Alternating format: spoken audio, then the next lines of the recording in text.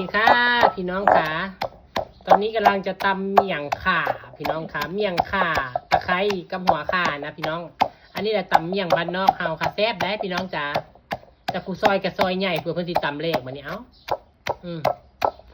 หอมนั่งอยู่นี่ก็ได้พี่น้องจ๋าต้องใส่ปลาแดกต่อนจังแซ่บเมี่ยงบักเดือเนาะมันจะแม่นแนวมันเนาะมันทำบ่มีบักเดือพี่น้องจ๋าใส่เลยเนาะปรุงแล้วค่ะบัดนี้นะใส่ปลาร้าชูรส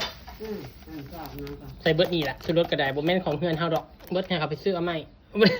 เอาเปิดอีกประเดกผู้หนาเอามา2 ซาก 3 ซากซ้อนพี่น้องมันต่ำบ่เลขซากมันเบาให้แรกๆเนี่ยเด้อค่ะคุณนายค่ะตำให้แรกๆเลยค่ะนี่มาเด้อพี่น้องเด้อซุ่มแซวแมวเป้ากินต่ำเมี่ยงค่ะใส่ตะไคร้พี่น้องค่ะแซ่บตัวนี้ครับพี่น้องค่ะสมุนไพรไทยบ้านเฮาเนาะผู้ใดเคยกินเนี่ยจ้าเด็กน้อยเกิดใหม่ใหญ่รุ่นคือสิบ่เคยกินคือ40 40ขึ้นจะเคยกินพี่น้องจ๋านี่